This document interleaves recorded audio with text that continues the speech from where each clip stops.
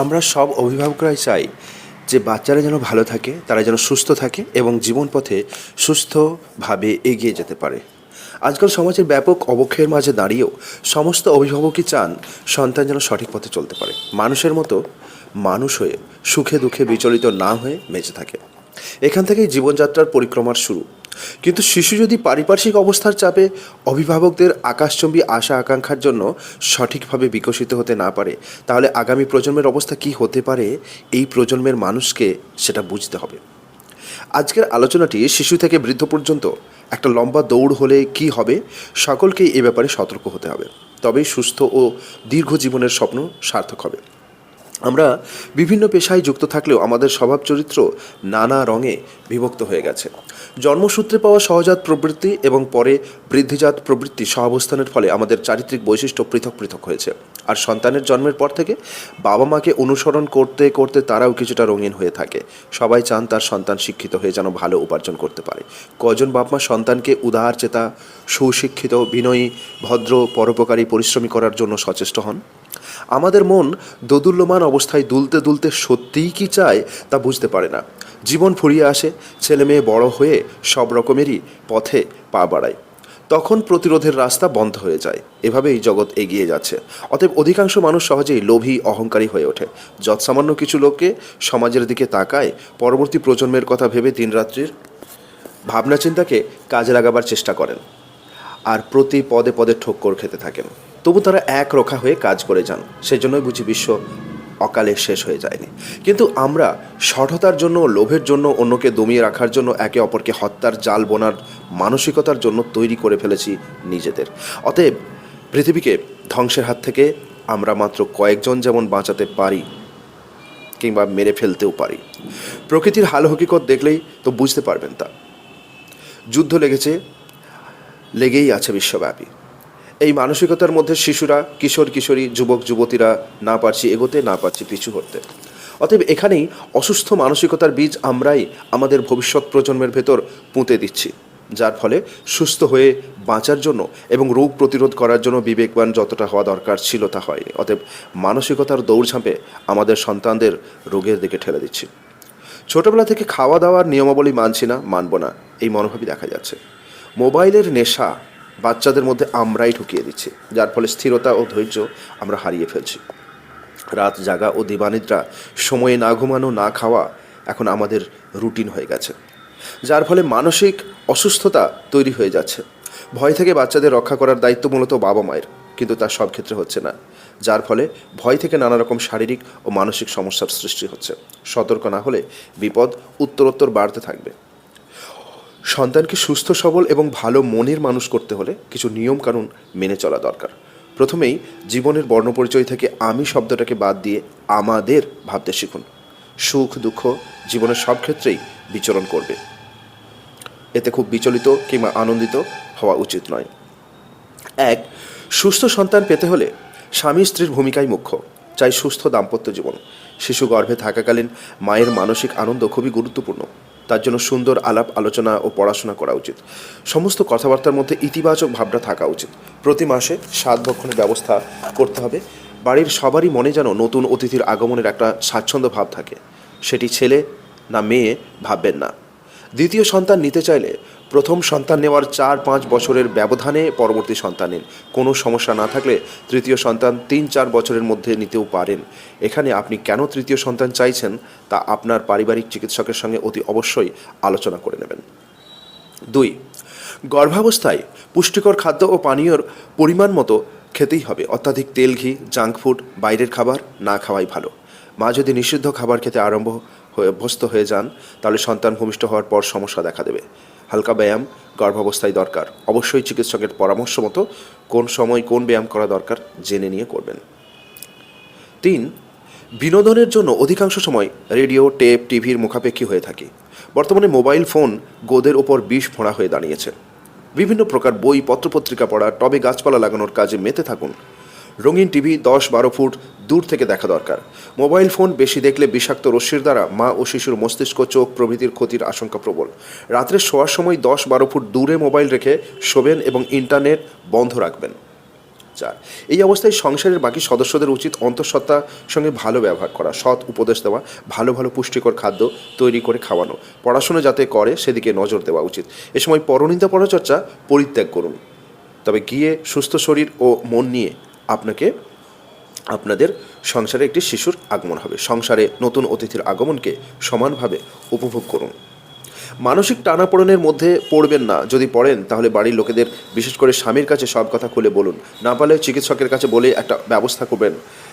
তা না হলে গর্ভাবস্থায় হাই প্রেশার, ডায়াবেটিস, পেটের গোলমাল আসাটা স্বাভাবিক। আমরা সন্তান চেয়ে থাকি প্রধানত বংশ রক্ষার জন্য। মৃত্যুর পর নিজেদের অস্তিত্বকে রক্ষা করার বাসনা যেমন থাকে, তেমনি বৃদ্ধ বয়সে সেবা শুশ্রূষা পাওয়ার ইচ্ছে মনের মধ্যে লুকিয়ে থাকে। নিজের মনের মতো করে গড়ে তুলতে হলে তাকে প্রথমেই কঠিন পরিশ্রমী হতে হবে। মায়ের কাছ থেকে সব কিছু শিখে নিতে পারবে। 6, জন্মের পরপরই মাতৃদুগ্ধ প্রধান খাদ্য। অন্নপ্রাশনের পর থেকে হালকা শক্ত খাবার দেবেন। প্রতিষেধকগুলো সরকারি হাসপাতালে বা স্বাস্থ্যকেন্দ্রে বিনামূল্যে পাওয়া যায়। বিজ্ঞাপনের খপ্পরে পড়ে নিজের সন্তানের ক্ষতি করবেন না। প্রয়োজনে খাদ্য বিশেষজ্ঞের পরামর্শ নেবেন। শিশুর উপর কোনো ব্যাপারে জোর জবরদস্তি খাটাবেন না। পাশাপাশি তার ইচ্ছে অনিচ্ছের ওপর সব কিছু ছেড়ে দেবেন না। হালকা শাসনও করতে হতে পারে, না করলে আদরে বাঁদর হয়ে যাবে। 7, সন্তান যাতে মিথ্যাবাদী না হয় সেদিকে নজর দেবেন। কোনো ছল চাতুরির দ্বারা কাজ হাসিল করতে চাইলে বাধা দেবেন। সে যেন ভদ্র ও বিনয়ী, পরোপকারী, সাধারণ জীবনযাপনে অভ্যস্ত হয়ে ওঠে, সেদিকে সতর্ক দৃষ্টি রাখতে হবে। বদমেজাজি হতে দেবেন না। প্রথম থেকেই সহনশীলতায় অভ্যস্ত করবেন। পড়াশোনার বিষয়ে সন্তানকে বেশি চাপ দিলে তার মানসিক স্বাচ্ছন্দ্যবোধ নষ্ট হবে, নিজেকে বিকশিত করার ভাবনাও নষ্ট হবে। একটু বড় হয়ে স্কুলের গণ্ডির মধ্যে থাকতে থাকতে তাকেই বুঝে নিতে হবে আগামী দিনে তার কর্তব্য কী। ভুলচুক থাকলে কেবলমাত্র সেটুকুই খুব সাবধানে শুধরে দিতে হবে বাবা মাকে। 8, প্রাচুর্য, অহংকার, স্বার্থপরতা শিশু মনের পরম শত্রু। মা বাবা, বিশেষত মাকে এদিকে সতর্ক দৃষ্টি রাখতে হবে। ছেলে মেয়েদের মধ্যে কীভাবে তাকে মিশতে হবে, অন্ধ ভালোবাসার মোহ থেকে বাঁচতে হলে মাকেই সতর্ক হতে হবে বেশি। তার আগে মায়েরই সব রকম বদ অভ্যাস থেকে দূরে থাকা দরকার। সততা, অধ্যাবসায় ও বুদ্ধির দ্বারা মাকে সমস্যার মোকাবিলা করতে হবে। মায়েরা সেই দায়িত্ব না নেওয়ার ফলে ছেলে মেয়েদের অকালে জবরদস্তি প্রেম, তারপর মৃত্যু, তারপর নানা অঘটন ঘটেই চলেছে। মায়েদের সর্বপ্রথম সন্তানকে কড়া শাসনে রাখার ব্যবস্থা করতে হবে। তা না হলে যেভাবে সামাজিক অধঃপতন হচ্ছে তা থেকে বাঁচার পথ থাকবে না। রোগ প্রতিরোধ ক্ষমতা এখানেই নষ্ট হতে থাকবে। 9, স্বামী স্ত্রীর দাম্পত্য জীবন অগোছালো হয়ে গেলে সুস্থ ছেলেমেয়ে পাওয়ার আশা ত্যাগ করতে হবে। সন্তানকে সুস্থ রাখতে হলে স্বামী স্ত্রীকে প্রচণ্ড সাবধান থাকার চেষ্টা করতে হবে। একে অপরকে ত্যাগের মন্ত্রে দীক্ষিত হতে হবে, তাতেই স্বপ্ন সার্থক হবে। সহজপাচ্য ও পুষ্টিকর ঘরোয়া খাবার নিজেরা খান, সন্তানকে দিন। ফাস্টফুড বলতে যা বোঝায় বোতলবন্দি পানীয় বা জুস, এগুলি মাসে 2-1 দিন চলতে পারে, কিন্তু আমাদের সাবেক খাবারের বিকল্প হতে পারে না। এখানে সাবধানতা অবলম্বন করতে না পারলে সন্তান সারা জীবনই ভুগতে থাকবে। আপাতত 60-65 বছর বয়স পর্যন্ত যাতে মারাত্মক কোনো রোগ, অম্ল, বদহজম, আমাশা, মধুমেহ, উচ্চ রক্তচাপ, কোলেস্টেরল বৃদ্ধি, ফ্যাটি লিভার প্রভৃতি না আসতে পারে সেদিকে সতর্ক নজর রাখুন। মদ্যপান এখন ঘরে ঘরে, এছাড়াও বিভিন্ন নেশার দোকান রয়েছে পাড়ায় পাড়ায়। সরকার উদাসীন, অভিভাবকরা অর্থ উপার্জনের দৌড়ে ছুটছেন, তার মধ্যে বহু মানুষ মদের চুর। তাহলে রোগ প্রতিরোধের চিন্তাটা মাথায় ঢুকবে কী করে? সন্ধে হলেই মা ঠাকুরমারা টিভিতে সিরিয়াল দেখতে ব্যস্ত, বাচ্চাগুলো এখন কি করবে? অতএব রোগ প্রতিরোধের কথা ভাবতে গেলে গোড়া থেকেই সতর্ক হতে হবে। এখানে ইনস্ট্যান্ট বলতে কিছু নেই। এখন থেকে ভাবুন কি করবেন। শিশুকাল থেকে সন্তানের জীবনকে সুস্থ রাখতে চাইলে গোটা পরিবারের স্বাস্থ্য ঠিক রাখার দায়িত্বও আপনাদের দুজনের উপরই বর্তাবে। 10, রান্নার ক্ষেত্রে সামান্য কিছু কথা বলে রাখি। শাক পাতা কিংবা পাঁচমিশালি তরকারি প্রত্যেক দিনের খাদ্য তালিকায় থাকা দরকার। যেসব শাকপাতা আপনা থেকেই জন্মায়, যেমন থানকুনি, গিমে, হেলেঞ্চা, কুলেখাড়া, সাঞ্চে, বেতো প্রভৃতি শাক, এবং চাষ থেকে পাওয়া লাউ শাক, পটল পাতা, গাঁদাল পাতা, ব্রাহ্মী শাক প্রভৃতি যে কোনো একটি বা দুটি শাক প্রত্যহ খাদ্য তালিকায় প্রথমে থাকবে। সজনে পাতা কিন্তু একাই 100। মা ও শিশু গর্ভাবস্থায় শেষের 6 মাস এবং শিশু জন্মের পর 6 মাস সজনে পাতা মা খাবেন। শিশু বড় হলে শাক পাতা না খেতে চাইলেও খাওয়াতে হবে বুঝিয়ে। শাক পাতা খেতে শিখলে তখন থেকে খাবে। চাষ করা শাক, পালং শাক, নোটে শাক, মূলো শাক, পুঁই শাক, কলমি শাক প্রভৃতি নানা রকমের শাক খেতে আগে নিয়ম মেনে না মা বাবারা খাক, তারপর বাচ্চাদের খেতে শেখাবেন। কাঁচা লঙ্কা, পাতিলেবু, ডাল, পাঁচমিশালি ডাল, মুগ, মুসুর, মটর ডাল, টক দই প্রভৃতি সময় মতো খেতে দেবেন। 5 ফোড়ন, জিরে, কালো জিরে, মৌরি, মেথি, ধনে কেবলমাত্র ফোড়ন হিসেবেই ব্যবহার করবেন। সাধারণত বিশেষ ক্ষেত্র ছাড়া বেটে বা গুঁড়ো করে খাবেন না। জিরে মরিচ বাটার হালকা ঝোল খেতে পারেন, বেশি খাবেন না, কোষ্ঠবদ্ধতা হবে। মেথি গুঁড়ো করে কোনো অবস্থাতে আচারে, রান্নায় বা ওষুধ হিসেবে খাবেন না বা ব্যবহার করবেন না। সয়াবিন খাওয়া ভালো। সয়াবিনের দই শিশুর পক্ষে উৎকৃষ্ট, তবে বেশি দেবেন না। যাদের থাইরয়েডের সমস্যা ধরা পড়বে তারা খেতে পারবেন না। এছাড়া বেশি খেলে vitamin A, D, calcium, phosphorus প্রভৃতির অভাব হতে পারে। কেবল মিষ্টি জাতীয় দ্রব্য খেতে দেবেন না। ছোটোবেলা থেকে টক, তেতো, ঝাল প্রভৃতি স্বাদের তরকারি খাওয়ানো অভ্যাস করবেন, তা যতই কষ্ট হোক না কেন। ছোট ছোট চুনো মাছ, চারা মাছ, পোনা মাছ, তেল বা চর্বিবিহীন মিষ্টি বা নোনা জলের মাছ খেতে দেবেন।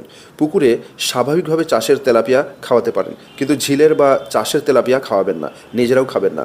বোয়াল বা পাঙ্গাস মাছের ক্ষেত্রে একই কথা। মাছের হালকা ঝোলের সঙ্গে পাকা তেঁতুল, কাঁচা আম, লেবুর রস প্রভৃতি দিয়ে তৈরি মাছের টক খেতে দেবেন। অঙ্কুরিত ছোলা ও মুড়ি, কখনো মুড়ি চিঁড়ে ছোলা ভাজা সঙ্গে বাতাসা দেবেন। সুজি বা হালুয়া বা উপমা খাওয়াতে পারেন, তবে ঠান্ডা পানীয়, আইসক্রিম, চাইনিজ প্রভৃতি খাবার শিশুকে দেবেন না। ম্যাগি, নুডলস, ফাস্টফুড প্রভৃতি না দেওয়াই ভালো। সামান্য পরিমাণে পান্তা ভাত ও পান্তা ভাতের জল বয়স অনুপাতে টিফিন হিসেবে খাওয়াতে পারেন। কয়েকটি সাধারণ নিষেধের কথা বলছি, মানতে পারলে ভালো, না মানলে সারা জীবন অসুস্থ হয়ে বাঁচতে হবে। যেমন আদা মাছ দুধের সঙ্গে খাবেন, রসুন খাবেন না। দুধ বা দুধ জাতীয় দ্রব্য, দই দিয়ে মাছ, মাংস, ডিম রান্না খাবেন না। যেদিন আমিষ জাতীয় খাদ্য খাবেন তার সঙ্গে দুধ বা দই খাবেন না। খেতে হলে 4 ঘন্টা পরে খাবেন বা খেতে পারেন। মাছ বা মাংস বা ডিম দিয়ে দুপুরে বা রাতের খাবার খেতে হবে। একসঙ্গে 3টি বা যে কোনো 2টি খাবেন না, যে কোনো একটি খেতে দেবেন। 4-5 বছর পর্যন্ত বাচ্চাকে ডিম না খেতে দেওয়াই ভালো, দিতে হলে আধখানা দেবেন। মিষ্টি দই ছোঁবেন না। শুক্তো রান্নায় পেঁপে দেবেন না, টক দইও দেবেন না। পেঁপের সঙ্গে টক দই দেবেন না। নিরামিষ রান্নার সঙ্গে দুধ বা টক দই খেতে পারেন। টক দইয়ের সঙ্গে গুড় বা চিনি বা বাতাসা বা তালমিশ্রি মিশিয়ে খাওয়াতে এবং খেতে অসুবিধে নেই। দুবেলার রান্না দুবেলায় কম বেশি রান্না করুন, ফ্রিজে রেখে না খাওয়াই ভালো। প্রয়োজনে একবেলা রেখে খাবেন। কাটা আনাজ, কলা, পাকা কলা ফ্রিজে না রাখাই ভালো। যে কোনো দ্রব্য ফ্রিজে রাখলে গুণগত মান নষ্ট হয়। নুন হলুদ মিশ্রিত জলে কিছু কিছু দ্রব্য হালকা ভাপিয়ে জল ফেলে খেতে হবে। বাসি খাবার শিশুদেরকে কোনো অবস্থাতেই দেবেন না। প্রথমে তেতো, তারপর মিষ্টি স্বাদের পর টক জাতীয় খাদ্য দিয়ে দুপুরের আহার সারুন। ভালো ফিল্টারের জল না পেলে জল ফুটিয়ে ঠান্ডা হলে ছেঁকে সেই জলই খাওয়াবেন। অন্নপ্রাশনের পর 5 মিশালি সবজির স্যুপ দেবেন। একটু বড় হলে চিবিয়ে খাওয়ার অভ্যাস করাবেন। আখ খেতে পারে, পাকা পেঁপে বা সবেদা খেতে দেবেন। কাঁচা পেঁপে প্রতিদিন খেতে দেবেন না, সপ্তাহে 3-4 দিন খেতে পারে। এবারে কিছু সাধারণ কথা। 11, সন্তান দৈহিক বা মানসিক বৈকল্য নিয়ে জন্মালে তাকে হেয় করবেন না, কারণ এজন্য তো তার দায়ী নয়। বাড়ির সকলেরই তার প্রতি যত্নবান হতে হবে এবং অত্যাধুনিক চিকিৎসা যা কিছু আছে সেগুলো অনুসরণ করে তাকে ভালো রাখার চেষ্টা করুন। 12, ছেলে মেয়ে বিভাজন করবেন না। মেয়েদের চেয়ে ছেলেদের একটু বেশি খাদ্যের প্রয়োজন ক্যালোরি হিসেবে, আবার মেয়েদের গর্ভাবস্থায় অধিক খাদ্য চাই, বেশি ক্যালোরির প্রয়োজন। এসব কথা বুঝিয়ে বলতে হবে। তবে মাছের পিসটা মেয়েদের ক্ষেত্রে একটু বড় হলে ক্ষতি নেই, কারণ ওরা শাকসবজি কম খেতে পারে। 13, ছোটবেলা থেকেই মেয়েরা সাজতে ভালোবাসে, এ ব্যাপারে বাড়ির অন্য মেয়েদেরকে সতর্ক হতে হবে। লিপস্টিক, নেলপালিশ, চোখের কাজল প্রভৃতি ব্যবহার করতে দেবেন না। চামড়ার ক্ষতি হবে না এমন ক্রিম চিকিৎসকের পরামর্শ নিয়ে ব্যবহার করতে দেবেন। 14, সন্তানকে প্রকৃতিপ্রেমী করে গড়ে তুলুন, স্বার্থপর হতে দেবেন না। জীবনের প্রথম থেকেই লাভ ক্ষতির অঙ্কটা নিয়ে যাতে ভাবতে না পারে সেদিকে নজর রাখবেন। পাড়াপড়শিদের সঙ্গে, স্কুলে বন্ধু বান্ধবদের সঙ্গে অবাধ মেলামেশার সুযোগ করে দেবেন। 15, যে কোনো একটি তেল চিকিৎসকের পরামর্শ মতো সারা শরীরে মাখিয়ে হালকা গরম জলে স্নান করাবেন। সর্ষে তেল হলে ভালো, তবে যাদের নিষেধ আছে তারা অন্য তেল ব্যবহার করবে। 16, শিশুকে হালকা রঙের জামাকাপড় পরতে শেখাবেন। প্রয়োজনের অতিরিক্ত জামাকাপড় বা অন্যান্য দ্রব্য আদর করে কিনে দেবেন না। প্রয়োজন সম্বন্ধে সচেতন হতে শেখান। ছোটবেলা থেকে নিজের কাজ নিজেই করবে। আমার ছেলে পারে না এমন কথা বলে তাকে নষ্ট করবেন না। বাচ্চাদের মনোযোগ বাড়াতে ধ্যানের দিকে মন দেওয়া শেখান, বিরতি দিয়ে দিয়ে পড়তে বসান। 17, ছোটবেলা থেকেই বাচ্চাদের একটা রোগ দেখা যায়, কোষ্ঠবদ্ধতা। আর কোষ্ঠবদ্ধতা থেকে পেট ব্যথা, পেট ফাঁপা, বদহজম, প্রস্রাব আটকে যাওয়া, অরুচি, আমাশা, কৃমি, অপুষ্টি প্রভৃতি সহজেই দেখা দেবে। এছাড়া সর্দি, কাশি, খোস, পাঁচড়া, চুলকানি, দাঁত, একজিমা, কানের পুঁজ, স্মৃতিশক্তি কমে যাওয়া প্রভৃতি দেখা দেয়। 18, কোষ্ঠবদ্ধতার জন্য আপেল সিদ্ধ করে মাঝে মাঝে খাওয়ান। তাছাড়া তরকারিতে কলমি শাকের ডগা, পুঁই শাকের নরম ডগা, গাজর প্রভৃতি সেদ্ধ করে দেবেন। চিকিৎসকের পরামর্শ মতো খেতে দেবেন। ময়দা, লবণ, চিনি এই 3টে সাদা দ্রব্য যতটা কম খাওয়াবেন ততটাই মঙ্গল। সবই খেতে হবে কম বেশি, কোনো খুঁতমার্গ রাখবেন না। 19, অযথা ভয় থেকে শুধু শিশুদেরই নয়, বয়স্কদেরও নানা সমস্যা এসে হাজির হয়। যৌবন, ধনসম্পত্তি, প্রভুত্ব, বিবেকহীনতা এই 4টির প্রত্যেকটি একটি অনর্থের মূল। 4টি যদি একসঙ্গে হয় তাতে বিষময় ফল দেখা দেবে। মনের মধ্যে যদি কর্মফলের ভয় থাকে তাহলে এই 4টি কিছুতেই জোট বাঁধতে পারবে না। আর চিন্তার মধ্যে চিন্তায় শরীর ও মনকে ধ্বংস করে দেয়। অতএব অযথা ভয় করবেন না।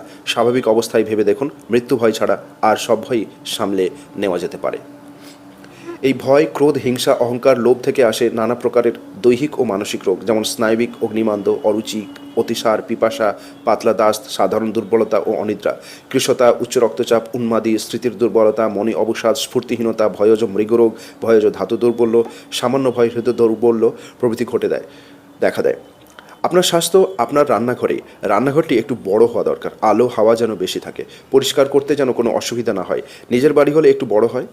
ফ্ল্যাট বাড়ির রান্নাঘর যেন কত কষ্ট করে জায়গা বের করতে হয়। অজ্ঞতা ও লোভী ফ্ল্যাট মালিকদের কাণ্ড কারখানা। মেয়েরাও সেই ক্ষোভে ঢুকে পড়ে। কোনো প্রতিবাদ নেই। রান্নাঘর যেন 10 ফুট বাই 10 ফুট, এর চেয়ে ছোট না হয়। ছোট ঘরে রান্না সময় সহজে গরম হয়ে ওঠে, যার ফলে সেখানে থাকা মশলাপাতি থেকে আনাজপত্র নষ্ট হওয়ার আশঙ্কা থাকে। বড় রান্নাঘরের অনেক সুবিধা। ফ্রিজে থাকলে প্রত্যহ পরিষ্কার করুন। হাতলটি দিনে 2-3 বার মুছে রাখবেন।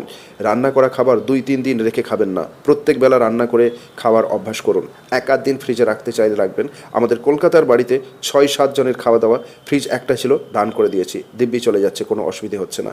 দেশের বাড়িতে অর্থাৎ পূর্ব মেদিনীপুরে বড় ফ্রিজ একটা এবং মাঝারি ফ্রিজ দুটো, তার মধ্যে একটা নিরামিষ। পরিষ্কার করার সমস্যা। আনাজ, ফলমূল, মাছ, মাংস ফ্রিজে 1 দিনের বেশি থাকলে সেগুলির গুণগত মান কমে যায়, আর মিষ্টি রাখার প্রবণতা বাড়ে। এই মিষ্টির আধিক্য সর্বনাশের মূলে। এছাড়া 3টে ফ্রিজের বিলও কম আসছে না। শাক সবজি ভালোভাবে ধুয়ে বাঁশের ঝুড়ি বা চুপড়িতে রাখুন। ফলমূল 2-3 দিনের মতো কিনবেন, ধুয়ে ঘরের মধ্যে ভালো পাত্রে সাজিয়ে রাখবেন, শেষ হলে আবার আনবেন। কাঁচা মাছ, মাংস, কাটা সবজি, ফল ফ্রিজে রাখাটা ঠিক নয়। অগত্যা রাখতে চাইলে এক দিনের জন্য রাখুন। প্রত্যহ ফ্রিজের ভেতরটা ও হাতলটা পরিষ্কার করতে শিখুন। খাওয়া দাওয়ার নিয়মকানুন পূর্বেই বলা হয়েছে। কোনটা খাবেন আর কোনটা খাবেন না তাও বলেছি। সব কথা বলাটাও সম্ভব নয়। নিজের বিচার বুদ্ধিমতো খাওয়া দাওয়া করবেন। আনাড়ি করে রান্না করতে যাবেন না। শাকসবজি একটু লম্বা লম্বা করে কাটবেন। প্লাস্টিকের থালা, বাটি, গ্লাস, কাগজের প্লেট, চায়ের কাপ প্রভৃতি ব্যবহার একেবারেই করবেন না। আমি একটা মাঝারি ধরনের লম্বাটে কালো রঙের সুন্দর কাপ ব্যাগের মধ্যে রাখি। রাস্তাঘাটে চা খেলে সেটাতেই খাই, তা না হলে মাটির ভাঁড়ে, কোনো অসুবিধা হয় না। 21. রান্নার বাসনপত্র, মাটির হাঁড়ি, ভাতের জন্য কড়াই প্রভৃতি ব্যবহার করতে পারি। গ্যাস ওভেনে কম তাপে রান্না করা যায়, গ্যাসের খরচও কম হয়। ননস্টিক কড়াই এর মতো হয়ে যায় রান্না করতে করতে, তবে ভেঙে যাওয়ার ভয় থাকে, সাবধানে রাখুন, দামও কম। 22. জল খাবেন কাচের গ্লাসে। কাচ বা তামার পাত্রে জল ভর্তি করে রাখুন। যত দামি প্লাস্টিক হোক না কেন, ব্যবহার না করতে পারলে সব থেকে ভালো। একটা সূত্র দিয়ে রাখলাম, এবার নিজের বিবেচনায় চলতে থাকুন। আপনারা সবাই ভালো থাকবেন। বাসি পড়া ভাজাভুজি না খেলেও পারেন। দীর্ঘদিন যৌবনকে সঙ্গী করার বাসনা থাকলে এসব কিছু পারতপক্ষে মেনে চলতে হবে। সবটা যে মানতে পারবো তা কিন্তু নয়, কেবল মনে রাখতে হবে এসব মেনে চলা উচিত। তাহলে কিছুটা মেনে চলার মানসিকতা তৈরি হবে। বাচ্চাদেরকে ছেলেবেলা থেকে মাছ খাওয়াতে শেখাতে হবে। আমার ছেলে পারে না খেতে, এসব আবদার করবেন না। সন্তানের সর্বনাশ ডেকে আনবেন না। কয়েকদিন আগে এক মা এসে বলল, ডাক্তারবাবু, আমাদের ছেলের বয়স 2.5 বছর, কিন্তু সব জিনিস গিলতে চায়, কিছুতেই চিবিয়ে খায় না। অনুসন্ধানে জানতে পারলাম অতি আদরে ছেলেবেলা থেকেই ভাত তরকারি ভালোভাবে পিষে মণ্ড তৈরি করে দিলে সে গিলেই খেত। খাদ্যটিকে বেশি পাতলা করে দিলেই বিপদ। এখন কিভাবে এই সমস্যা থেকে মুক্তি পাবে? বললাম, ছোট ছোট করে কেটে চিবিয়ে চিবিয়ে খেতে বলো, ছোট ছোট ফল দিয়ে কামড়ে খেতে বলো।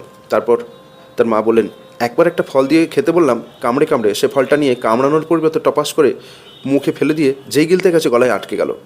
আখের টুকরো এবড়ো খেবড়ো গিলে ফেলে তো খুবই বিপদ হবে। আমি আর কি বলি। বললাম, নিজে চিবিয়ে চিবিয়ে খাবেন, ওকে দেখিয়ে দেখিয়ে খুব আদর করবেন, কোনো ভালো জিনিসের লোভ দেখাবেন, তারপর সময় লাগলেও শিখে নেবে। ভাবুন তো মায়ের কি কষ্ট। নানা নিয়মকানুনে বাঁধতে হবে শরীর ও মনকে, তবেই কিছুটা সুস্থ থাকতে পারবেন। সকালে উঠে সকাল 6টার মধ্যে, দিনে শীতের দিনে, গরমের দিনে 5টার মধ্যে উঠে পড়বেন। সামান্য ভ্রমণ, প্রাতঃকর্মাদি সেরে খালি পেটে 1 টুকরো কাঁচা হলুদ বা কাঁচা হলুদের সঙ্গে 3-4টি থানকুনি পাতা চিবিয়ে খান। কোনো দিন 1 কোয়া রসুন ছাড়িয়ে রাখুন, টুকরো টুকরো করার মিনিট 15 পরে গিলে খেয়ে নিন। চিবিয়েও খেতে পারেন। কোনো দিন কালমেঘ ও চিরতা 21 ভাগ মিশিয়ে মোট 3 গ্রাম 1 কাপ জলে ভিজিয়ে সারাদিন, পরদিন সকালে ছেঁকে খালি পেটে খান। সপ্তাহে 1 দিন। সপ্তাহে 2 দিন আমলকি ভিজিয়ে জল খান। মাঝারি ধরনের একটা আমলকি ফালি ফালি করে কেটে 1 গ্লাস জলে রাতে ভিজিয়ে রাখুন। পরদিন সকালে ভালোভাবে নেড়েচেড়ে খালি পেটে জলটা খেয়ে নিন। টুকরোগুলো সারাদিনে 3-4 বারে কিছু খাওয়ার পর চিবিয়ে খেতে থাকুন।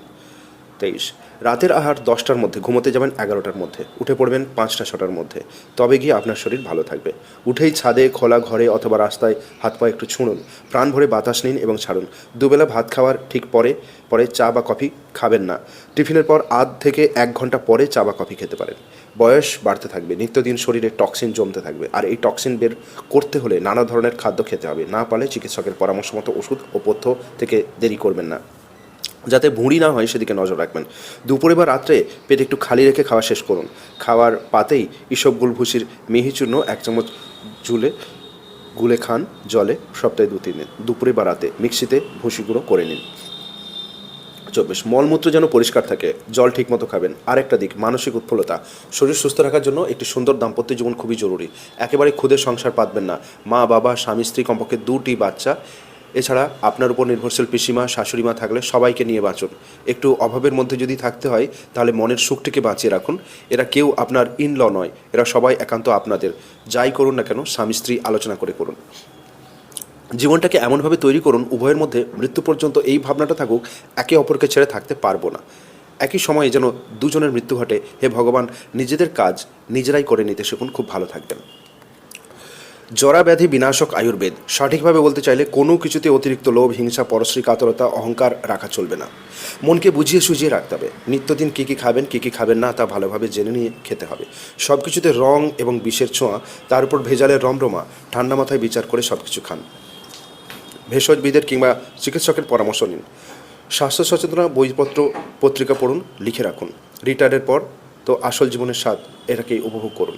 যৌবনে যেসব নিয়ম মানতে পারেননি এ সময় তা মেনে চলুন। দীর্ঘ ও সুস্থ জীবনের জন্য চিকিৎসকের পরামর্শ মতো ওষুধ সেবন করুন। পাশাপাশি দুজনে দুটো চেয়ারে বসে। বর্তমান চিকিৎসা ব্যবস্থা বড্ড ব্যবসায়িক হয়ে গিয়েছে, সাবধানে থাকুন। কামনা করুন নির্লিপ্ত জীবনের। ছেলেমেয়েদের প্রয়োজন মতো যতটুকু পারেন, যেভাবে পারেন সাহায্য করবেন, তবে নিজেদের শেষ সম্বলটুকু রেখে। মেডিকেল ইন্স্যুরেন্স যেন থাকে, না থাকলে আজই করান। এরকম নিরাপদ বন্ধু আর কেউ হতে পারবে না। এই ইন্স্যুরেন্সটাই যেন প্রকৃত বন্ধু, শ্মশান যাত্রীর মতো। 25, রিটায়ারের পর বইপত্র পত্রিকা পড়ুন, রেডিওতে গান, সংবাদ, কথিকা প্রভৃতি শুনুন। প্রয়োজনে টিভি দেখবেন। ঘরের মধ্যে টবে বাগান করুন, শাকসবজিতে তৈরি করতে পারেন। ঘরের মধ্যে লাগিয়ে রাখুন অক্সিজেন প্ল্যান্ট। যা করবেন দুজনে মিলে করার চেষ্টা করবেন। একজন যদি পাশে বসেই থাকে তাও ভালো, শুধু সঙ্গে থেকে দেখুক। 26, নিজেদের দুজনের কাজ দুজনে মিলেমিশে করুন। এমন সঙ্গী আর এ জীবনে পাবেন না। মাঝে মাঝে বাগানের, অর্থাৎ ছাদের, বারান্দার টবে তৈরি ফুল তুলে ঠাকুর সাজাবেন, টেবিলে রাখবেন। একদিন সব ছেড়ে একজন চলে গেলে যিনি বেঁচে থাকবেন তিনি অসম্ভব একাকিত্বে পড়ে যাবেন। তবু তার স্মৃতি নিয়ে কয়েকটা দিন নাতি নাতিদের নিয়ে কাটিয়ে দিন। মায়ার সংসার বড্ড সুখের, বড্ড কষ্টের, বড্ড একা একা। লেখক কেন্দ্রীয় সরকারের প্রাক্তন আয়ুর্বেদ গবেষক। সুস্থ থাকার সহজ টিপস। সুস্থ কথাটার অর্থ শুধুমাত্র রোগবিহীন বা নিরোগ শরীর নয়। বিশ্ব স্বাস্থ্য সংস্থার সংজ্ঞা অনুযায়ী শারীরিক, মানসিক ও সামাজিক স্বাস্থ্যের পাশাপাশি বয়স, ওজন ও উচ্চতার মধ্যে প্রত্যাশিত সমন্বয় থাকা, কর্মদক্ষতা ও জীবনীশক্তিতে ভরপুর দেহের ত্বক, চুল, দাঁত, হাড়, রক্ত, বায়ু, জীব, নখ ইত্যাদি সকল বাহ্যিক ও আভ্যন্তরীণ অঙ্গপ্রত্যঙ্গের স্বাভাবিক অবস্থা বজায় রাখা দরকার।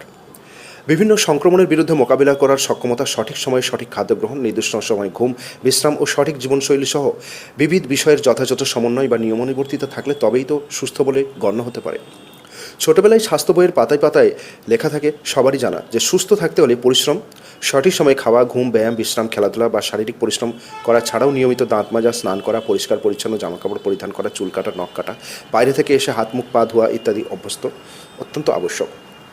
আর এখন সুস্থ থাকার সেই সব শাশ্বত নিয়মাবলীর পাশাপাশি আরও কিছু হেলথ টিপস যোগ হয়েছে, যেমন আপনার বয়স, ওজন, উচ্চতা, শারীরিক কর্মক্ষমতা অনুযায়ী, বিষয়ের উপর নির্ভর করে আপনার ব্যক্তিগত চাহিদা অনুযায়ী উপযুক্ত ব্যালেন্সড ডায়েট অনুসরণ করে চলা, ঋতু অনুযায়ী বিভিন্ন ধরনের উপযুক্ত খাদ্য গ্রহণের অভ্যাস করে তোলা, খাদ্য মাধ্যমে দেহের আভ্যন্তরীণ রোগ প্রতিরোধ ক্ষমতা বাড়িয়ে তোলা, পথ্য সম্পর্কিত প্রচলিত ভুল ধারণা বা কুসংস্কারকে পরিহার করা, অতিরিক্ত চা, কফি নেশা বাদ দেওয়া, অতিরিক্ত ফাস্টফুড, প্রসেসড ফুড, লবণদার খাবার, রিফাইন্ড কার্বোহাইড্রেট বা স্যাচুরেটেড ফ্যাটযুক্ত খাবার, অতিরিক্ত ভাজাভুজি, মিষ্টি, চিনি, রেড মিট, অস্বাস্থ্যকরভাবে সংরক্ষিত খাবার বর্জন করে চলা, দৈনন্দিন খাবারে তাজা শাক, সবজি, মৌসুমি ফল, ডিম, পোলট্রির মাংস, ফ্যাট ফ্রি দুধ এবং ফ্যাট ফ্রি দুগ্ধজাত খাবার, বিভিন্ন ধরনের ডাল, হোল গ্রেন, ওমেগা-3 ফ্যাটি অ্যাসিডযুক্ত সামুদ্রিক মাছ, তিল, সূর্যমুখীর বীজ, আমন্ড, আখরোট ইত্যাদি রাখতে হবে।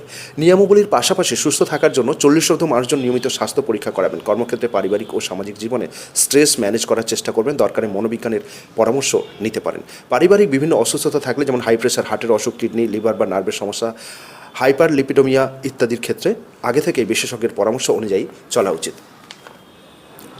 সুস্থ থাকতে ব্যালেন্সড ডায়েট চাই। বয়স, দেহের ওজন, উচ্চতা, কর্মক্ষমতা, জলবায়ু, শারীরিক অবস্থা, লাইফস্টাইল ইত্যাদি বিষয়ের উপর নির্ভরশীল উপযুক্ত ব্যালেন্সড ডায়েট শিশু থেকে বৃদ্ধ সকলে মানুষেরই সুস্থ জীবনের চাবিকাঠি। ব্যালেন্সড ডায়েট বলতে প্রোটিন, ফ্যাট, কার্বোহাইড্রেট, ভিটামিনস, খনিজ দ্রব্য ও জল, এই 6টি অত্যাবশ্যক পুষ্টি উপাদানের সঠিক সমন্বয়ে গঠিত এক বিশেষ খাদ্য পরিকল্পনার বাস্তব রূপায়ণকেই বোঝায়। ফ্যাট, প্রোটিন, কার্বোহাইড্রেট, ভিটামিনস, খনিজ দ্রব্য ও জল। তবে এক্ষেত্রে ব্যক্তিবিশেষের শারীরিক অবস্থা, কর্মক্ষমতা, দেহের ওজন, উচ্চতা, অর্থনৈতিক অবস্থা এবং ক্যালোরি চাহিদার উপর নির্ভর করে কোনো ফুড গ্রুপ থেকে কতটা পরিমাণ খাবার গ্রহণ করা তা উচিত। এ ব্যাপারে একজন বিশেষজ্ঞ ডায়েটিশিয়ানের পরামর্শ নেওয়া উচিত। এরপরে কয়েকটা উদাহরণ দেওয়া যাক। যেমন ওবেসিটি বা স্থূলতা থাকলে দানাশস্যের পরিমাণ ও তেল, ঘি, মাখনের পরিমাণ কমিয়ে সবুজ শাকপাতা ও আনাজপাতি জাতীয় ফাইবার সমৃদ্ধ খাবারের উপর জোর দেওয়া উচিত। হাইপার টু ডায়াবেটিস, হাইপার লিপিডেমিয়া ইত্যাদিতে ডায়েট ফাইবারের মাত্রা বাড়ানোর জন্য জোর দেওয়া হয় কমপ্লেক্স কার্বোহাইড্রেট জাতীয় খাবারের উপর। আবার গ্যাস্ট্রাইটিস, ডায়রিয়া ইত্যাদি থাকলে ফাইবারবিহীন সহজপাচ্য খাবারের পরিকল্পনা করা হয়। 6 মাস বয়স পর্যন্ত যেমন শিশুর জন্য মাতৃদুগ্ধই উপযুক্ত, তেমনি শিশুর বয়স 6 মাস অতিক্রান্ত হওয়ার পর থেকেই শিশুর স্বাভাবিক বৃদ্ধি ও বিকাশের জন্য protein, calcium, iron, vitamin C, calorie ইত্যাদির জন্য দুধের পাশাপাশি অন্যান্য নরম, তরল বা অর্ধতরল সহজপাচ্য খাবার স্বাভাবিক খাবারে অভ্যস্ত করে তুলতে হবে। 28, আবার বয়স্ক মানুষজনের ক্ষেত্রে দৈনিক কাজকর্মের জন্য প্রয়োজনীয় ক্যালোরি চাহিদা কমতে থাকলেও বাড়ে calcium, iron, vitamin D, zinc, dietary fibre, omega 3 fatty অ্যাসিডের মতো গুরুত্বপূর্ণ নিউট্রিয়েন্টস এর চাহিদা। তাই ভাত রুটির পরিমাণ কমিয়ে ডায়েটে বিভিন্ন ধরনের তাজা মরশুমি ফল, শাকসবজি, দুধজাত খাবার ইত্যাদির উপর জোর দিতে হবে। চিবিয়ে খাওয়ার অসুবিধা থাকলে খাবার হতে হবে নরম, তরল বা অর্ধতরল এবং অবশ্যই সহজপাচ্য। বাড়ন্ত বাচ্চাদের ডায়েটে প্রোটিন, ক্যালসিয়াম, আয়রন, ভিটামিন ইত্যাদি বর্ধিত চাহিদা মেটানোর জন্য দুধ, দই, ছানা, চিজ, মাছ, বিনস, চিকেন, ডিম, গাজর, পেঁপে, কুমড়ো, টমেটো, পালং শাক, নোটে শাক, তরমুজ, কলমি, রাঙালু, বিভিন্ন ধরনের ডাল, ছাতু, ছোলা, চিনেবাদাম, বিভিন্ন ধরনের লেবু, আম, আমলকি ইত্যাদি উপযুক্ত খাবার বয়স অনুযায়ী উপযুক্ত মাত্রায় রাখতে হবে। কমাতে হবে ফাস্ট ফুড হ্যাবিটস বা অতিরিক্ত ক্যালোরি, ফ্যাট এবং রিফাইন্ড কার্বোহাইড্রেটযুক্ত খাবার গ্রহণের প্রবণতা। আবার গর্ভবতী মায়েদের ডায়েটে ক্যালোরি, প্রোটিন ইত্যাদি ছাড়াও calcium, iron, vitamin A, vitamin C, folic acid, vitamin B12 এবং বি ভিটামিনস, জিঙ্ক, আয়োডিন ইত্যাদি পুষ্টি উপাদানের চাহিদা উল্লেখযোগ্য মাত্রায় বেড়ে যায়। সেক্ষেত্রে ব্যালেন্সড ডায়েট পরিকল্পনার আগে ব্যক্তিগত চাহিদা ও শারীরিক বিভিন্ন সমস্যার উপর বিশেষ গুরুত্ব আরোপ করতে হবে। ডায়েটে অতিরিক্ত 50 গ্রাম মাছ, 1.5 কাপ দুধ, অতিরিক্ত 100 গ্রাম দানাশস্য, 200 গ্রাম ফল রাখতে হবে। অন্যদিকে 40 থেকে 60 বছর বয়সী নারী পুরুষদের সর্বোপরি বিভিন্ন অসুখ বিসুখের কথা মাথায় রেখেই দৈনন্দিন ডায়েট পরিকল্পনা করা উচিত। এ সময় BMI কমার সঙ্গে সঙ্গে ব্যালেন্স করে ক্যালোরি ইনটেকের পরিমাণ কমাতে না পারলে বাড়ে ওবেসিটি ও বয়সজনিত সমস্যা। এই সময় ডায়েটে কার্বোহাইড্রেট ও ফ্যাটের পরিমাণ কমিয়ে বিভিন্ন ধরনের শাকসবজি, ফলমূল, দুধজাত খাবার, খোসাওয়ালা ডাল ইত্যাদির উপর জোর দেওয়া হলে বিভিন্ন ধরনের মাইক্রো নিউট্রিয়েন্টস এর অভাবজনিত সমস্যা এড়ানো যেতে পারে। ঋতু অনুযায়ী খাবার খান। পাঠ্য বইয়ের 6 ঋতু এখন এখানে ক্রমপর্যায়ে উষ্ণায়ন, পরিবেশ দূষণ, দ্রুত নগরায়ন, যথেষ্ট হারে সবুজের ধ্বংস বা জলাভূমির নিশ্চিহ্নকরণের মতো বিবিধ কারণে শরৎ, হেমন্ত ও বসন্তের মতো নানা রকম মনোরম 3 ঋতুর অস্তিত্ব হারিয়ে এখন শুধু গ্রীষ্ম, বর্ষা আর পরিযায়ী পাখির মতো অল্প কিছুদিনের জন্য শীতকালে এসে ঠেকেছে। আর প্রত্যেকবার এই ঋতু পরিবর্তনের সময় ঘরে ঘরে হানা দেয় নানা ধরনের অসুখ বিসুখ। যেমন গ্রীষ্মকাল শুরুর সময় বাড়ে হিটস্ট্রোক, ডিহাইড্রেশন, মাথা ব্যথা, মাথা ঘোরা, প্রেশার ফল করা, বমি বমি ভাব, ক্লান্তি, অরুচি, অবসাদ, অতিরিক্ত ঘাম, ঘামাচি, ব্রণ, ফোনা, সানবার্ন, র্যাশ ইত্যাদি নানা ধরনের কম বেশি সমস্যা। আবার বর্ষাকালের প্রারম্ভে একদিকে যেমন দেহের রোগ প্রতিরোধ ক্ষমতা কমে যায়, অন্যদিকে তেমন বাড়ে ভাইরাল, ব্যাকটেরিয়াল ও ফাঙ্গাল ইনফেকশনের বাড়বাড়ন্ত কারণে বাড়ে ইনফ্লুয়েঞ্জা, জরাজরি, ডেঙ্গু, জ্বর, হাঁচি, কাশি, pneumonia, diarrhoea, dysentery, typhoid, jaundice বা ইউরিনারি ট্র্যাক্ট ইনফেকশনের মতো সমস্যা। অন্যদিকে শীতের শুরুর মুখে বাড়ে অ্যালার্জি, জরাজরি, শ্বাসকষ্ট, ভাইরাল ফ্লু, আর্থ্রাইটিস, বাত ব্যথা, নাক, কান, গলা বা দাঁতের সমস্যা। ঋতু পরিবর্তনের সময় এইসব মরশুমি অসুখ বিসুখ প্রতিরোধের মাধ্যমে নিজেকে ও পরিবারের শিশু থেকে বৃদ্ধ সবাইকে সুস্থ রাখার জন্য তো তার প্রতিকার করতেই হবে। সবচেয়ে শক্তিশালী হাতিয়ার হলো সঠিক ডায়েট। রোগ হলে তো তার প্রতিকার করতেই হবে, কিন্তু এক্ষেত্রে সঠিক খাবার ও জীবনযাত্রা পরিবর্তনের মাধ্যমে অসুখ বিসুখ প্রতিরোধের চেষ্টা করাই সবচেয়ে বেশি গুরুত্বপূর্ণ। যেমন গ্রীষ্মকালে সারাদিনে একজন পূর্ণবয়স্ক মানুষের উচিত দৈনিক 3-4 লিটার বিশুদ্ধ পানীয় জল পান করা। দেহের ডিহাইড্রেশন প্রতিরোধ ও ওয়াটার ইলেকট্রোলাইটিস ব্যালেন্স ঠিক রাখার জন্য ডাবের জল, লেবু জল, দইয়ের ঘোল, বেলের শরবত, ছানার জল, ফলের রস, সবজির juice, barley water, glucose water ইত্যাদি বেশ উপযুক্ত। গ্রীষ্মকালের বেশিরভাগ ফলেই গড়ে ৮০-৯০% জল থাকে এবং পাশাপাশি ভিটামিনস, মিনারেলস, অ্যান্টিঅক্সিডেন্টস সমৃদ্ধ হওয়ায় দেহের জলের অভাব পূরণ করে, ক্লান্তি ও অবসাদ দূর করে, কনস্টিপেশন ও অরুচি প্রতিরোধ করে এবং বিভিন্ন ধরনের সংক্রমণের মোকাবিলায় সাহায্য করে। পাকা আম, পেঁপে, জাম, জামরুল, তরমুজ, ফুটি, বেল, মুসম্বি, পেয়ারা ইত্যাদি গরমের ফল শরীর সুস্থ রাখতে সাহায্য করে। গরমকালে রান্না হবে কম তেল মশলাযুক্ত, হালকা পাতলা এবং সহজপাচ্য। এই হিসাবে গরমকালের বাজারে লাউ, পটল, ঝিঙে, কুমড়ো, ডাঁটা, ঢেঁড়স, বরবটি, চিচিঙ্গা, বেগুন ইত্যাদি যেসব সবজি পাওয়া যায় তা সবই শরীর সুস্থ রাখে। এ সময় ডায়েটে নদী বা পুকুরের তাজা মাছ, লিন মিন, ফ্যাট তোলা দুধের দই, ছানা, পনির, ডাল বা সয়াবিনের তৈরি খাবার রাখতে পারেন। তবে ছোটো বাচ্চাদের দিতে পারেন ফ্যাটওয়ালা গরুর দুধ বা ডেয়ারি মিল্ক। ল্যাকটোজ ইনটলারেন্স থাকলে almond milk, oats milk, soya milk দিতে হবে ডেয়ারি মিল্কের বদলে। বর্ষাকাল শুরু হবার মুখে ডায়েটের ব্যাপারে বিশেষ সাবধানতা নেওয়া জরুরি। রাস্তার ধারের কাটা ফল, ফলের রস, অচেনা জায়গার খাবার ও জল, অস্বাস্থ্যকর উপায়ে রান্না করা খাবার, দীর্ঘদিন ফ্রিজে রাখা রান্না বা কাঁচা খাবার, ছত্রাক সংক্রমিত ডাল, বাদাম, মশলাপাতি ইত্যাদি সম্পর্কে খুব সতর্ক থাকতে হবে। এ সময়ে আদা, মধু, তুলসী পাতা, গোলমরিচ, দারুচিনি ইত্যাদি সহ গরম জলে herbal tea, lean meat, lean fish, সবজি বা চিকেনের পাতলা স্যুপ বা স্টু, দইয়ের ঘোল, খিচুড়ি, পেয়ারা, আনারস, নাশপাতি, জ্যাম, জামরুল, বাতাবি লেবু ইত্যাদি বিভিন্ন অসুখ বিসুখের আক্রমণ প্রতিরোধে সাহায্য করে। বর্ষাকালে শাকপাতা খাওয়ার আগে খুব ভালোভাবে বেছে ধুয়ে কিছুক্ষণ নুন জলে বা হালকা গরম জলে ভিজিয়ে রেখে আবার ধুয়ে রান্না করবেন। শীতকাল মূলত খাবার মরশুম হলেও শীতের শুরুতে ডায়েটের ব্যাপারে বিশেষ খেয়াল না রাখলে সমস্যা বাড়তে পারে। এ সময় বয়স্ক মানুষজনের মধ্যে কনস্টিপেশনের প্রবণতা বাড়ে। এই সময় সমস্যা এড়াতে হলে সারাদিন অন্তত 3 লিটার জল ও জলীয় খাবার নানাভাবে গ্রহণ করতে হবে। পাশাপাশি ডালিয়া, ওটস, বার্লি, কিনোয়া, সবুজ শাক, তাজা ফল, আনাজপাতি, খোসাওয়ালা ডাল ইত্যাদি ডায়েটে রাখতে হবে। এ সময় বাত, ব্যথা, আর্থ্রাইটিসের প্রকোপ কমানোর জন্য বিভিন্ন সামুদ্রিক মাছ এবং ক্যালসিয়াম ও ভিটামিন ডি সমৃদ্ধ দুধ, দই, ছানা ইত্যাদি ডায়েটে রাখতে হবে। ফ্ল্যাক্সিড, আমন্ড, খেজুর, কিশমিশ ও ওমেগা 3 সমৃদ্ধ খাবার এক্ষেত্রে অত্যন্ত উপকারী। এ সময়ে সর্দি ভাব, কাশি, কোল্ড ফ্লু, ব্রঙ্কিয়াল অ্যাজমা ইত্যাদি সমস্যার মোকাবিলায় সাহায্য করবে কমলালেবু, মুসম্বি, পাতিলেবু, আমলকি, আনারস, স্ট্রবেরি, পাকা পেঁপে, পালং, বিট, গাজর, রাঙালু, ক্যাপসিকাম ইত্যাদি ভিটামিনস ও অ্যান্টিঅক্সিডেন্ট সমৃদ্ধ ফল ও সবজি। তবে যাদের আর্থ্রাইটিসের প্রকোপ অত্যন্ত বেশি বা অ্যালার্জির প্রবণতা আছে তারা বেগুন, টমেটো, আলু, ফুলকপি, ফাস্টফুড, অ্যালকোহল, বিয়ার, শুকনো ফল, আচার, চিংড়ি, কাঁকড়া, রেডমিট ও চিনজাত খাবার এড়িয়ে চলবেন। গ্লুটেন অ্যালার্জি থাকলে ও আইবিএস থাকলে চলবে না আটার রুটিও, বদলে চালের গুঁড়োর তৈরি রুটিও খাওয়া চলবে। ঘন ঘন চা কফি খাওয়া চলবে না। শীত, গ্রীষ্ম বা বর্ষা সকাল সন্ধ্যে বহু মানুষই ভরসা করেন চায়ের মতো এক উত্তম পানীয়ের ওপর। ক্যামেলিয়া সিনেমসিম জাতীয় চিরহরিৎ গুল্ম জাতীয় গাছের সবুজ পাতা, পর্ব ও কুঁড়িকে শুকিয়ে ও প্রক্রিয়াকরণের মাধ্যমে তৈরি হয় গ্রিন টি, ব্ল্যাক টি, ওলং টি, প্যারাওয়ে টি, হোয়াইট টি ইত্যাদি নানা ধরনের চা। চায়ের মুখ্য অংশ প্রায় 99.62 অংশই জল হলেও এতে থাকা ক্যাটেচিন, অ্যাপিনালো গ্যালেট, থিওফ্ল্যাভিস, এল-থিয়ানিন ইত্যাদি বিভিন্ন অ্যান্টিঅক্সিডেন্টস ও স্বাস্থ্য সহায়ক উপাদানের উপস্থিতির কারণে নিয়মাফিক মাত্রামানের মতো চা পানের ফলে diabetes, obesity, depression, high blood pressure, সর্দি, কাশি, হজমের গোলমাল, সংক্রমণ, শারীরিক ও মানসিক ক্লান্তি এমনকি বিভিন্ন ধরনের ক্যান্সারের ঝুঁকিও কম থাকতে পারে বলে বিশেষজ্ঞরা জানাচ্ছেন। এই হিসেবে অবশ্যই দুধ, চিনি ছাড়া গ্রিন টি বা ব্ল্যাক টি এর কথাই বলা হচ্ছে। অন্যদিকে কফির জেনেথিন, থিওব্রোমিন ইত্যাদি যৌগ উপাদান এবং বিভিন্ন ফাইটো কেমিক্যালস এর উপস্থিতির কারণে সর্দি, কাশি, অ্যাজমা, ক্লান্তি, ডিপ্রেশন, আলঝাইমার্স এবং গ্যাস্ট্রিক, কোলন, লিভার ও ব্রেস্ট ক্যান্সারের প্রবণতা কিছুটা কম থাকে। তবে সব শুভ ফলই পাওয়া যায় যদি মাত্রা মানে পান করা হয়। কিন্তু এই উপকারী পানীয় এই মারাত্মক অপকারী হয়ে উঠতে পারে যদি দিনে 5-6 কাপ বা তার বেশি চা এবং 2 কাপের বেশি কফি পান করা হয়ে থাকে। চা কফির ক্ষতিকারক দিক। চায়ে ক্যাফেইনের পরিমাণ কফির থেকে কিছুটা কম হলেও যথেষ্টই থাকে। অতিরিক্ত ক্যাফেইনের প্রভাবে মেলাটোনিন উৎপাদনের হার কমে গিয়ে ইনসমনিয়া বা নিদ্রাহীনতা দেখা দিতে পারে। বাড়তে পারে কার্টিসল বা স্ট্রেস হরমোনের ক্ষরণ, যার ফলে স্ট্রেস ও অ্যাংজাইটি বেড়ে যেতে পারে। অতিরিক্ত চা কফি থেকে হজমের সমস্যা, বুদ্ধিমত্তা, চিন্তাশক্তি ও মনঃসংযোগের অভাব ঘটতে পারে। চায়ের ট্যানিন খাদ্যস্থ আয়রন শোষণে বাধা দেয়। বিশেষত গর্ভবতী মা বা যাদের রক্তে হিমোগ্লোবিনের মাত্রা কম তাদের অতিরিক্ত মাত্রায় চা কফি পান করা উচিত নয়। গর্ভাবস্থায় চা কফি থেকে অতিরিক্ত ক্যাফেইন শরীরে প্রবেশ করলে মিসক্যারেজ বা লো বার্থ ওয়েট বেবির ঝুঁকি বেড়ে যায়।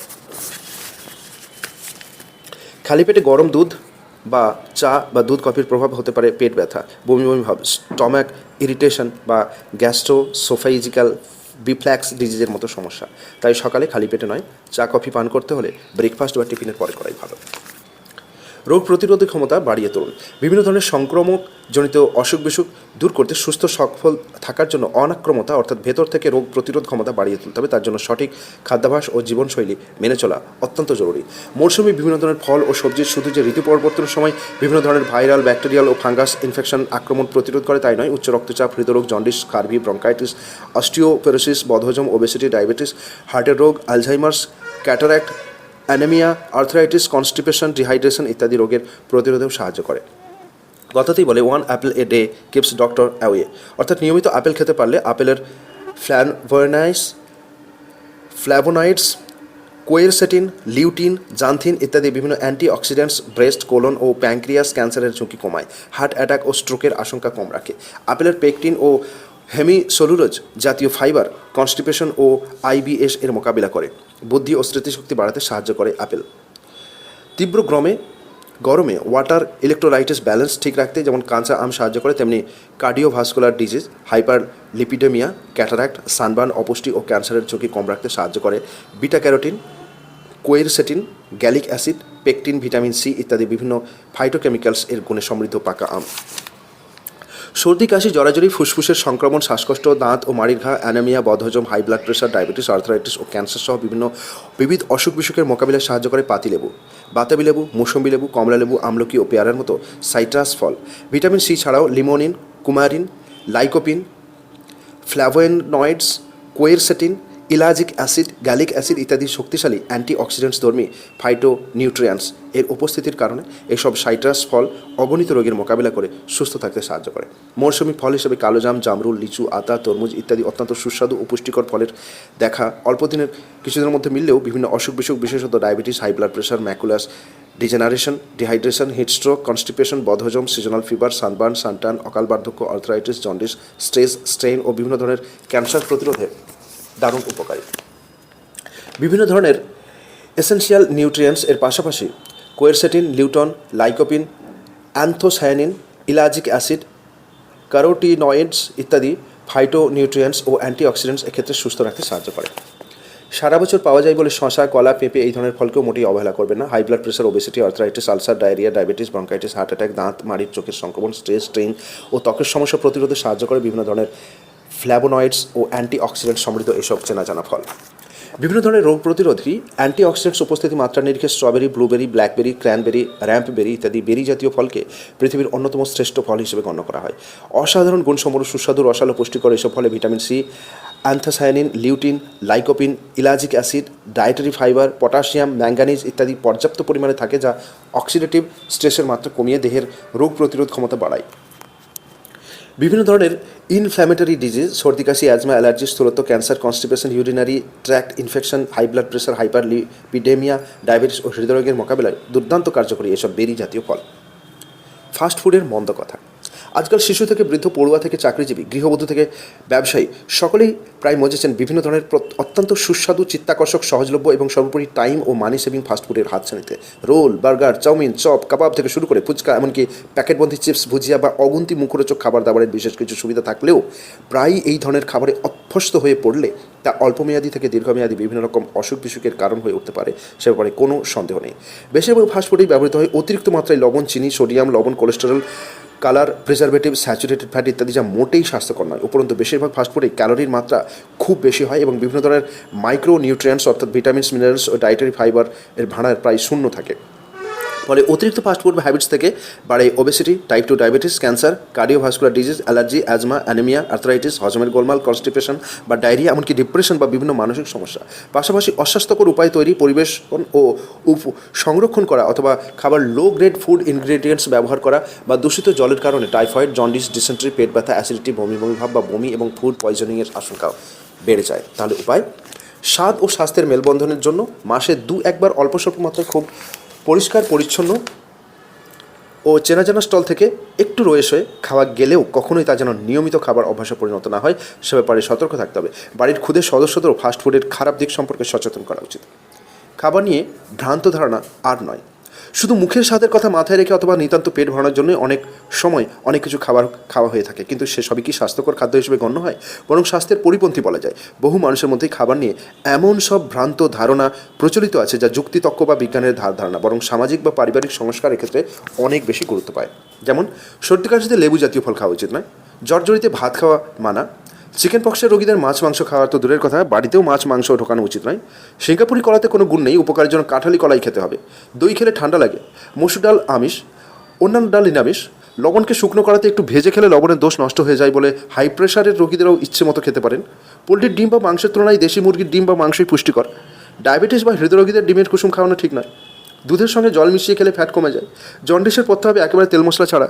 যত দামি হোক, ছোট্ট শিশুদের ক্ষেত্রে শুধুমাত্র শিঙি মাগুর মাছই চলে। গাউট আর্থ্রাইটিসে ডিম জাতীয় আমিষ বর্জনীয়।